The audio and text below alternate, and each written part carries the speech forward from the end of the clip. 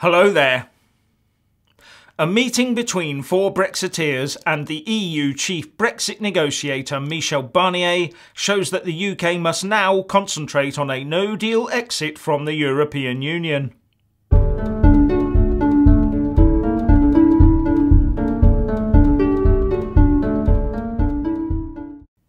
On Wednesday, four prominent Brexiteers, the former Director General of the CBI Lord Digby Jones, Labour Party donor and Chairman of Labour Leave John Mills, the former Director General of the British Chambers of Commerce and co-chair of Leave Means Leave John Longworth, and the MEP Steven Woolfe met with Michel Barnier to put the UK case for a proper free trade deal. But writing in Brexit Central after the meeting, Steven Woolfe said it was now clear that the EU is quite happy to do some sort of simple deal on goods, but services, especially financial services, were not on the table to be included, and were never likely to be. All the indicators suggest that the EU is happy to negotiate a Canadian-style agreement on goods, but not services, writes Mr. Woolfe. On financial services in particular, the EU position is becoming increasingly clear. To undertake financial services business in the EU, UK companies must comply with all EU rules, regulatory governance and ECJ oversight. There will be no exceptions. The UK regulator would be required to apply all EU rules to all UK financial companies, even those not doing business in the EU. Our financial services will stay under the yoke of the EU's oppressive regulations. Mr. Woolfe goes on to say that Mr. Barnier is obviously a tough negotiator who does understand the impact of a no-deal Brexit on the future of the European Union itself, but that he is gambling with the future prosperity of his people at a time of high unemployment in southern Europe. He went on to say that our meeting with Mr. Barnier was cordial and clear, but the EU gambles at its own peril. No deal will also mean no money. The British public will not lie down quietly whilst we hand over £40 billion for no trade deal in return. And that is the bit that will make the EU squeal. It is desperate for a large cash injection to keep the monolithic beast going for as long as possible. But why the disregard for the financial hit EU companies will take should they start talking about import tariffs? You have to wonder about their motives. And Steven Woolfe ends by saying, there was no doubt that Phase 1 of the negotiations was about politics, but Phase 2 is completely different. It's a genuine opportunity to increase and deepen prosperity on both sides. Never before has a trade agreement been negotiated where tariffs begin at zero. I hope both negotiating sides prevent politics from getting in the way and make the most of this colossal opportunity, although right now I'm not confident.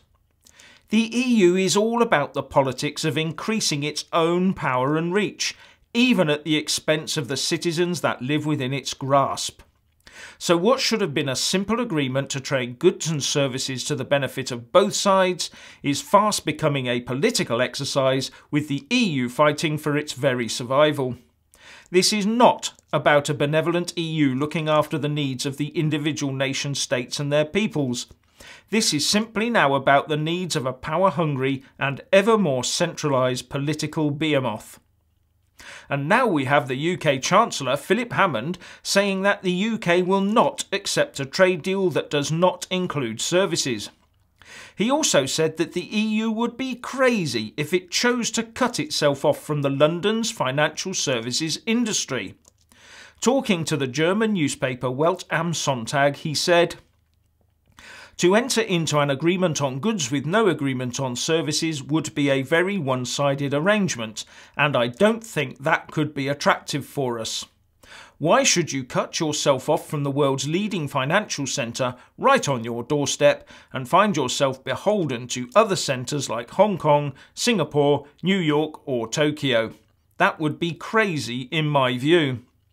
The UK Chancellor also branded the EU's approach to these talks as backward-looking and said that the EU was paranoid that other nations would follow the UK in leaving the bloc.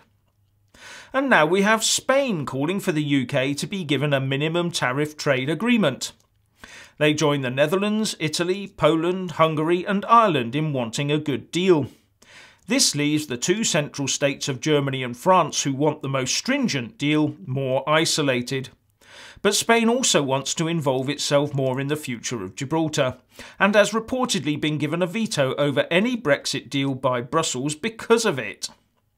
But that could prove to be illegal under EU law, because any such deal would be decided on a qualified majority basis, as specified in Article 50 itself, and not by veto. And as I suggested yesterday, the EU Commission would look to take away both the UK's budget rebate and any opt-outs we have in the very unlikely event that our establishment forced a second referendum on us and we then voted to remain, says The Telegraph. UK MEP Nathan Gill has warned that Brussels will do its best to try and control UK trade for at least 50 years while it puts its own grand plans into operation. This could very potentially go to no deal, he said. I think that's something we really need to be looking at in the United Kingdom as a whole. The whole purpose of trade deals isn't necessarily about trade, but it's actually about control. Control in the economics and control in the marketplace. One of the things I think Michel Barnier is looking at is that Germany needs to make sure that an emerging free and independent British market is controlled for the next 50 years. Mr. Gill also told EU Reporter, I think the biggest message is that Barnier is a tough negotiator who is looking out for the European project, not for individual people in the European Union, to protect the project to ensure it carries on. So once again, it's all about the EU political project, not ordinary people's lives, and a no-deal exit looks more and more the most likely outcome. But why oh why has the MOD placed a £3 billion order for armoured vehicles with a German company? In order to get 800 armoured cars as quickly as possible, military chiefs have decided to sidestep normal tendering procedures to place the order even though it will cost more. The Express quotes a military source as saying, "It has been heavily rumoured that the government will buy Boxer from Germany and British industry is concerned it won't get a chance to compete. Defence ministers have repeated opportunities to say in the House of Commons that this will be openly competed, but they seem reluctant to do so. When the defence budget is under such pressure, why would you not want to compete the programme and let British industry save the government hundreds of millions of pounds?" It beggars belief that this would happen while we're right in the middle of Brexit talks, doesn't it?